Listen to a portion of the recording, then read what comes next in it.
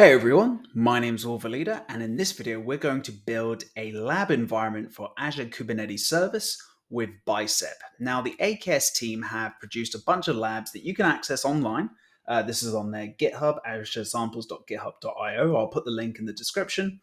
And this workshop is setting up your own lab environment. So what this does, if I scroll down a little bit here, it provisions a bunch of resources that you can use to kind of build a lab environment for you to learn how Azure Kubernetes Service works. And what it deploys is Azure Log Analytics, Prometheus, Grafana, the managed versions that Azure provides, Key Vault, Container Registry, and also the AKS Cluster itself, if that wasn't obvious. Now, this approach in this workshop uses a mixture of imperative commands and declarative commands. So for all of these resources, they have a Bicep template that they provide.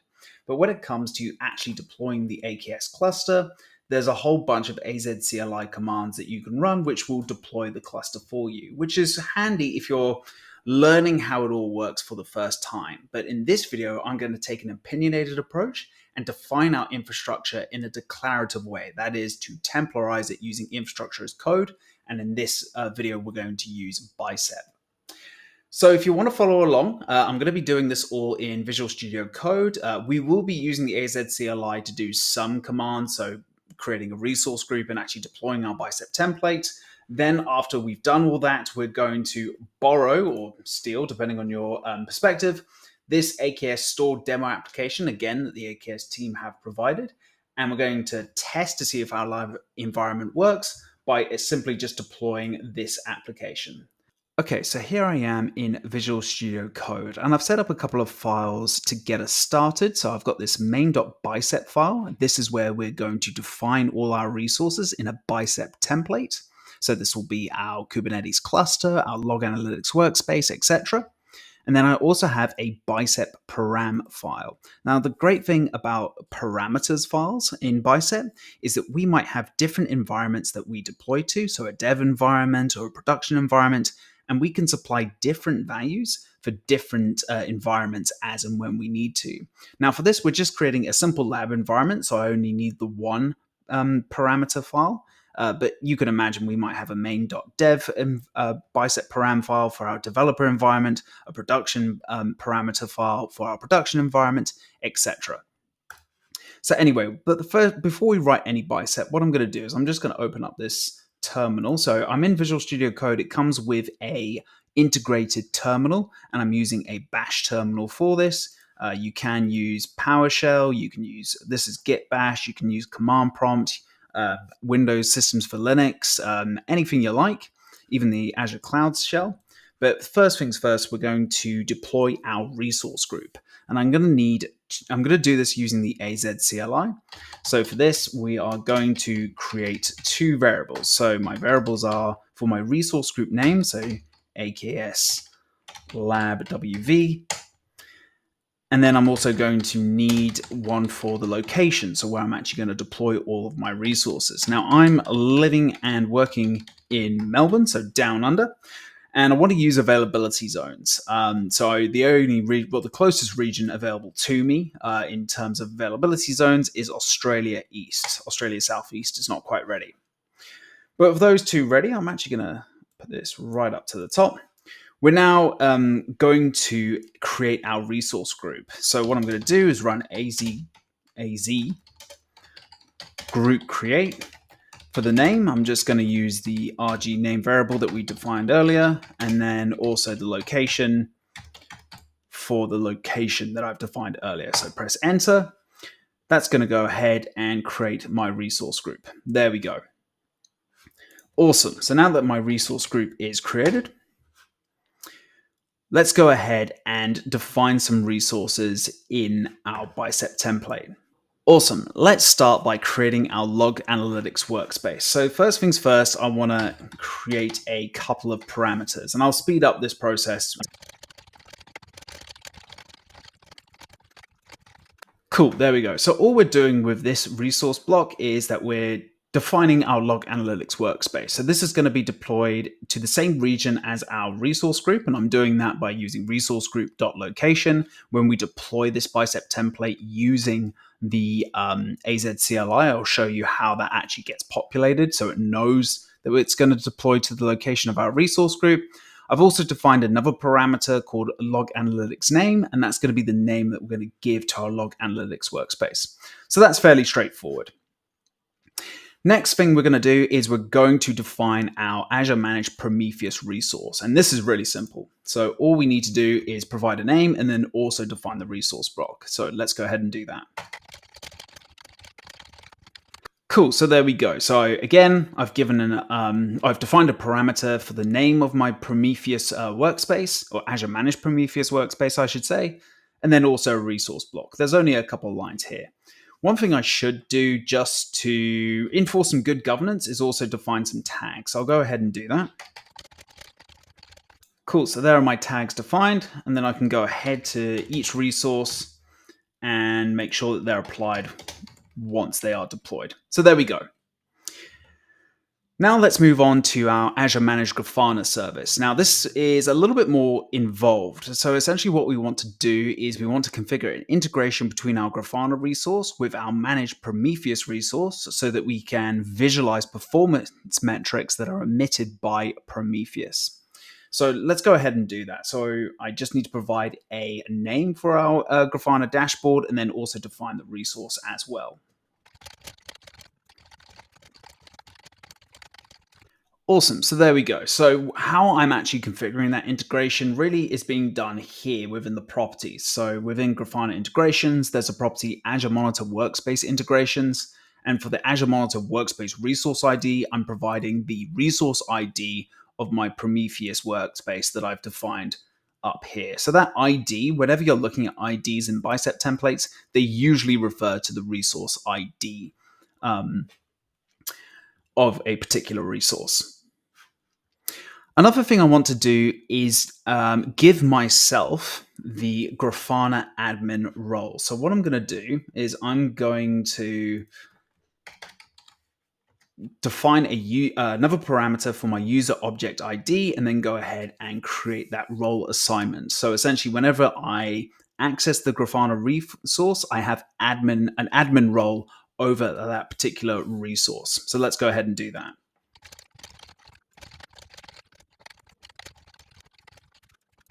Cool, so there we go. So this role assignment will give my user object ID. It will identify that and as the principal ID. We're creating a principal type of user because I'm assigning this role to a user, and I'm giving myself the permission of Grafana admin.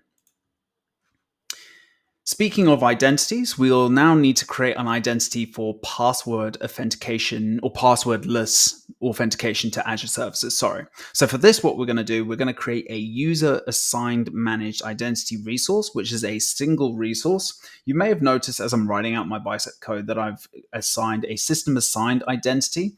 That means that this managed identity is associated with a particular resource. And so that the lifecycle of that managed identity kind of lives and dies with this particular resource. Whereas user managed identities are kind of singular resources in Azure. So if I went ahead and destroyed, say, a log analytics workspace or an app service or a container registry that the user assigned managed identity had permissions over, those permissions would still exist and live and die with the user assigned managed identity rather than the actual resource themselves. So that is one approach that people use to assign roles or administer RBAC within Azure. And it's really handy if you have a bunch of virtual machines or a bunch of app services that kind of need the same permissions. Rather than having to provision that for each virtual machine, you can just assign that to your user assigned managed identity. Anyway, this is really simple. So all we need to do is, again, provide a name for our managed identity and then define the managed identity block. So let's go ahead and do that. Awesome. And there we go. So again, just a name that we've provided as a parameter and then also the user assigned identity block. Now, as part of your AKS lab environment, you should look to deploy an Azure Key Vault to manage secrets. And this is going to involve assigning some roles to both ourselves as a user and then also this managed identity that we've just defined. Now for Key Vault, we're going to use RBAC authorization. This is a new-ish feature in Azure Key Vault. They used to have something called access policies, but that's been depreciated in favor of Azure RBAC, which I think is really cool. And we can enable that on the Key Vault. And then for our role assignments, we're going to assign ourselves the Key Vault administrator role. And then for our managed identity, we are going to you assign two roles. So the Key Vault secret user role, and then also the Key Vault certificate user role. So let's go ahead and start with our Key Vault. Again, this is just going to be a parameter for the name, and then also the Key Vault resource itself. Awesome. So before we actually start creating our roles, we'll just cover what we've just done here. So for the Key Vault, again, just to find this Key Vault name, which will be a parameter that we provide, we're going to deploy it to the same region as all our other resources and apply the same tags. We're just going to use a standard Key Vault for now. And we're enabling RBAC authorization by just setting this property enable RBAC authorization to true. So fairly simple. Let's go ahead and create our role assignments for our Key Vault. So what I'm going to do is just enter all of that in now. Awesome, so there we go. I've done some copy and pasting because there's a lot of typing out and it's quite repetitive. But essentially what we've done, so focusing on our managed identity role assignments first, we've got the Key Vault secrets user role. So this will enable our managed identity to retrieve secrets from the Key Vault. And then we've also got a certificate user role as well. So again, it will be able to retrieve certificates from that we store in Key Vault, the managed identity will. And then for our lab environment, I've granted myself, so this will be my user object ID. Again, this is a user principal type, the Key Vault administrator, meaning I can do pretty much whatever I want inside Key Vault. This for production scenarios is not advisable. Please don't do this unless you have a really unique use case to do so. But since this is just a lab environment, I'm pretty free to go ahead and just assign this role so I can manage everything inside my Key Vault. Next up is our Azure Container Registry. It's really handy to have your own private container registry as part of your lab environment. So it's not just administrating the cluster that we're going to create. We'll also want to create a lab environment that we can use to test deploying applications and workloads to Azure Kubernetes. And for that, having your own private container registry is really valuable. And with Azure Container Registry, essentially what that is, it allows us to build, store, and manage container images and artifacts in a private registry for all types of container deployments. So what we're going to do, again, to find a name parameter for the container registry and then create the Azure Container Registry resource itself.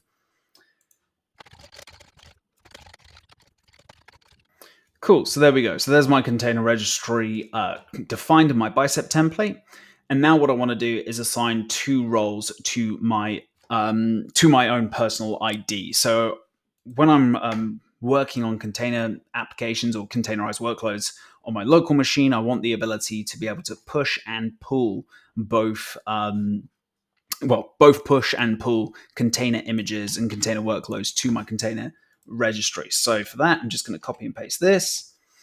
And there we go. So again, the two roles that I need, or RBAC roles that I need for my user object ID, is both the ACR pull permission. So again, hopefully this is obvious, to pull container images from this container registry that I've defined, and also the push role. So I can go ahead and push container images to that container registry. Now, finally, we can actually go ahead and define our AKS cluster. Now, before we deploy an AKS cluster, there's a couple of things that we have to consider before doing so. And there are considerations around how big your cluster should be. So this is really the size of your cluster depends on what kind of workloads you're going to run on AKS. So this is the number of pods you plan to run, which determines the amount of nodes that we need to run and the associated CPU and memory required for each pod. System nodes versus user node pools. So it's best to create separate system and user node pools when creating an AKS cluster. This helps us manage system and user workloads independently. Your system node pools are going to host pods that implement the Kubernetes control plane. So this is the Kube API server, core DNS, etc. whereas user node pools are essentially pools of compute that we can create to host our workloads. And the great thing about this is that user node pools can be created with different settings, such as the VM sizes, the amount of nodes within that pool, than our system node pools. And also, we need to consider whether we're going to use availability zones or not. So what you can do using availability zones, you can distribute the control plane of your AKS cluster to ensure high availability for your control plane. So those are some of the things that you consider. There's also networking considerations, security considerations. We're going to keep this very simple, or as simple as we can, I guess, within this template. So what I need to do, again, we're going to define a name for the AKS cluster. That's going to be a parameter. And then we're going to define our resource itself. So what I'm going to do, scroll down, I'm going to create a little bit of real estate. I will tidy this up. But first things first, for my resource, AKS, this is sitting in the Microsoft Container Service Managed Clusters namespace. I won't use that API version. I'll use this one. Cool, so I'll give it the name and then also the location and also tags. For identity, I'm going to use the system assigned identity. And then for SKU, just give it the base SKU at the tier of standard. There we go. All right, let's get into the interesting stuff. So first things first, this is all going to fit inside properties. And I'm going to use a DNS prefix of AKS DNS.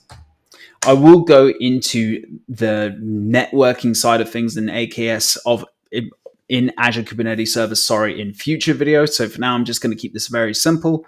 But first things first, we're going to define our agent pool profiles. So first thing I'm going to do is define my system pool. So I'm going to name this system pool. And I'm going to give this a count of 3 nodes. So there'll be 3 nodes as part of the system pool. We need to give it a particular virtual machine size, because at the end of the day, all of the nodes that run on Azure Kubernetes Service, they're just essentially virtual machines.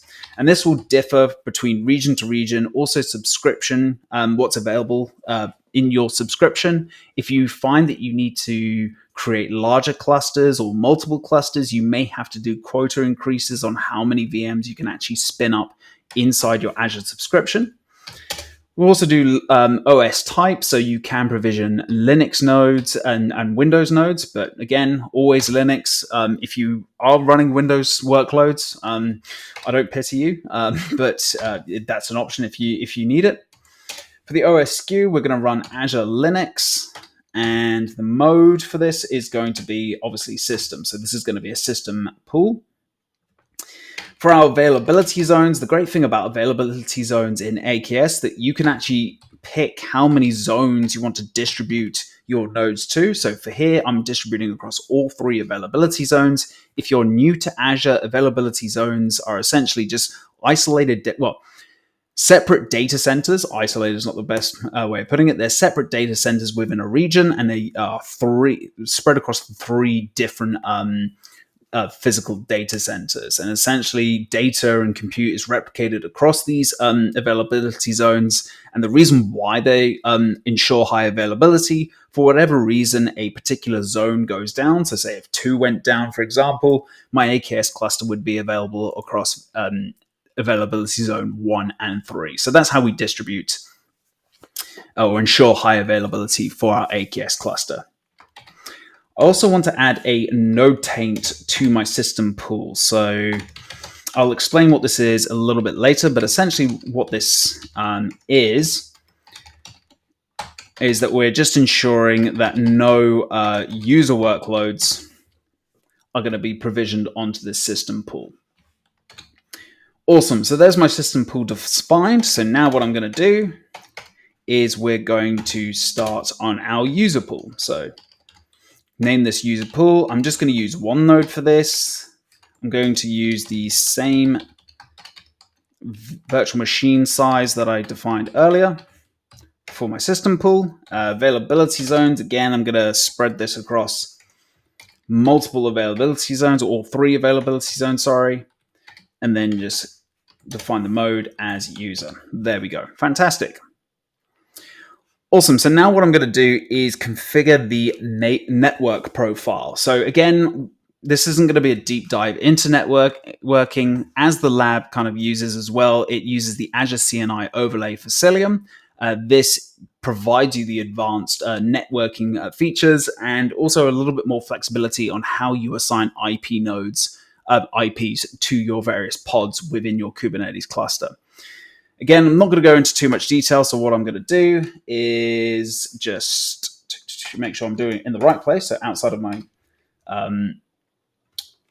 pools, so network profile, I'm going to define a network plugin, and that's going to be Azure or Azure CLI. So the network plugin mode, I'm going to use overlay, and then network data plane, that's going to be Cilium, and then I'm going to provision a standard load balancer as part of this. I also want to enable RBAC as well, so we can use RBAC for authentication between AKS and various different Azure resources. And then I'm going to add on a couple of things. So first things first is for my Azure Key Vault, so managing secrets that my AKS workloads are going to need. I'm going to write Azure Key Vault secret provider, and we're just going to enable that. And that's going to use the managed identity as authentication between the AKS cluster and my Azure Key Vault that I defined earlier. And then I'm also going to configure container insights. So what I'm going to do is enable that. And then for my config, I'm going to provide the analytics workspace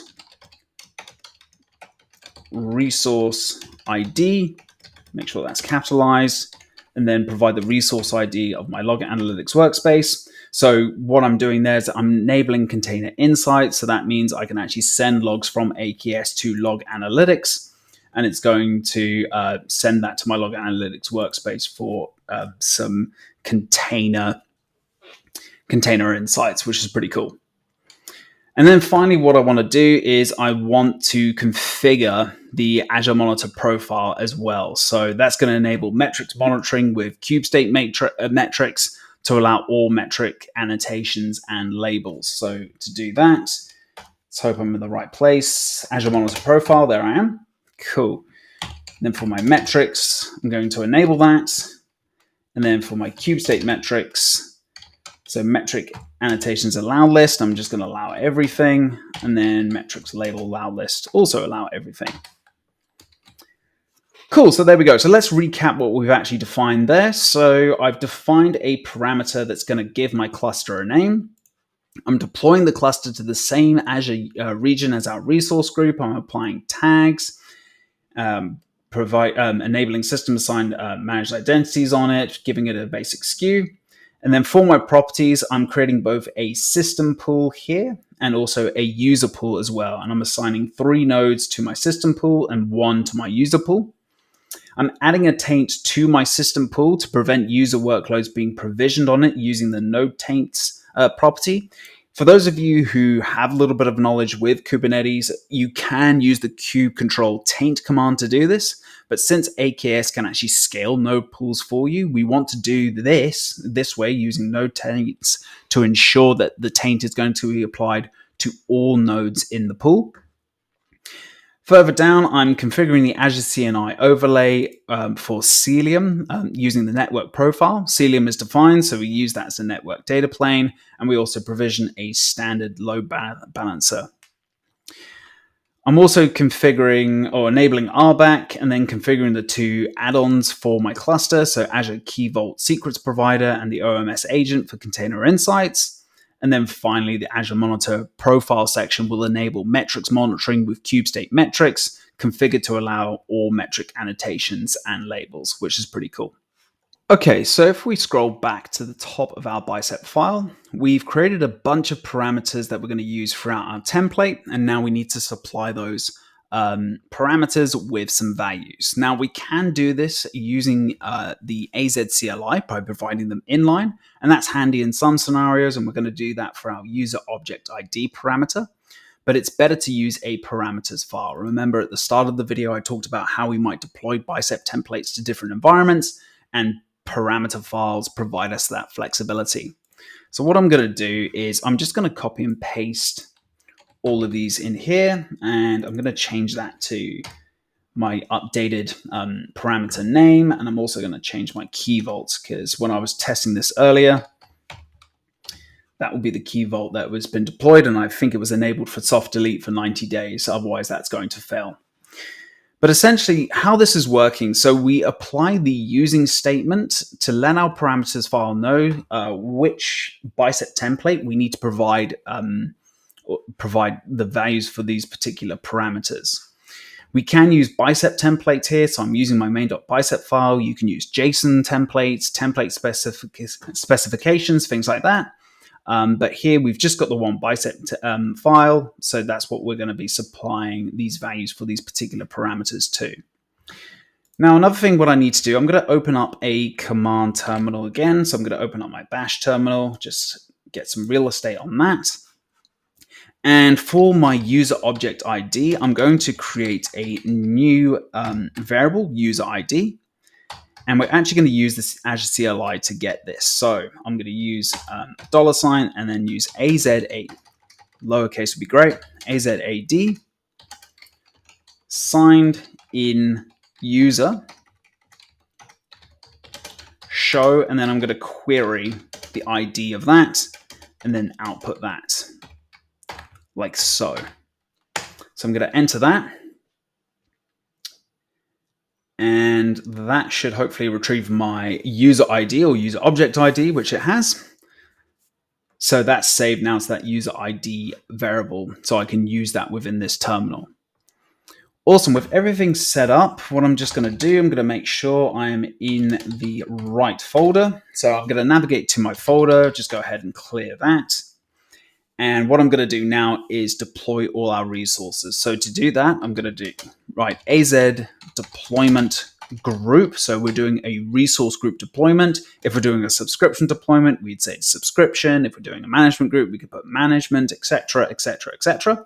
But what I'm going to do is create a new resource group deployment.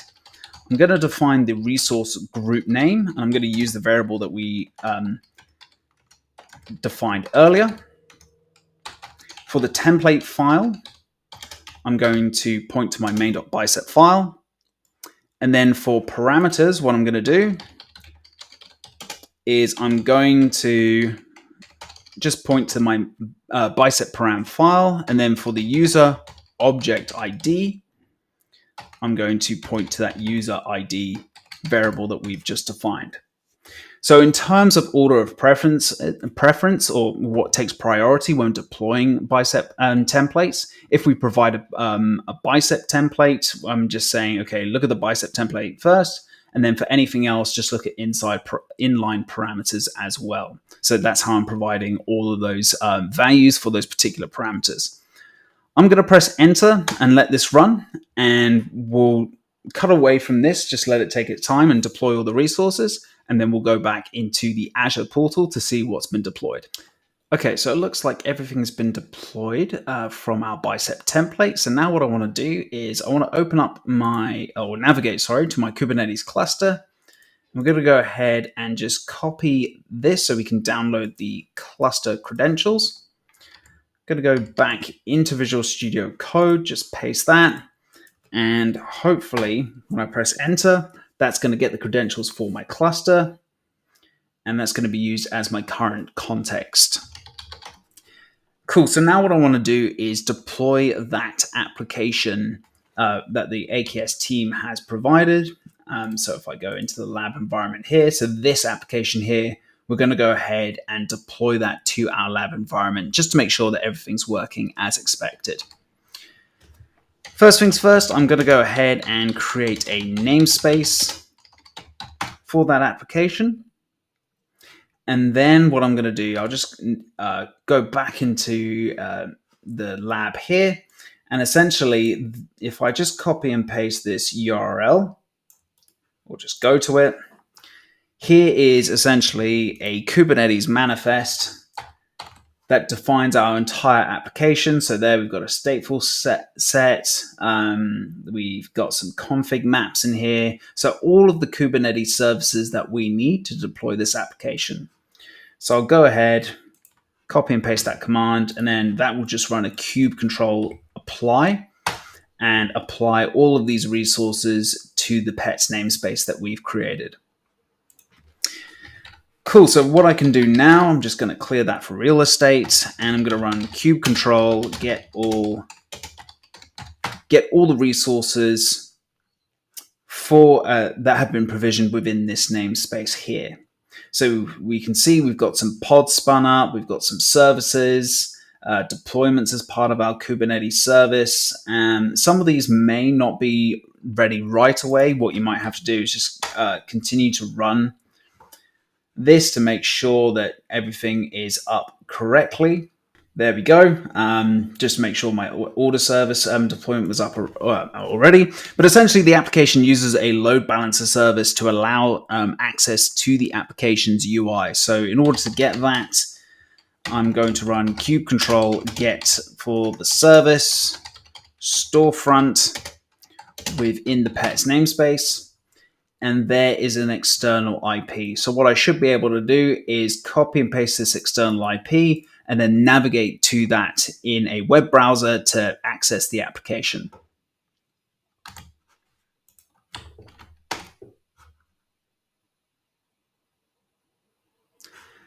And there we go. There we are. So here is my application that's been successfully deployed. Well, not my application, the AKS sample application has been successfully deployed to my own AKS lab environment.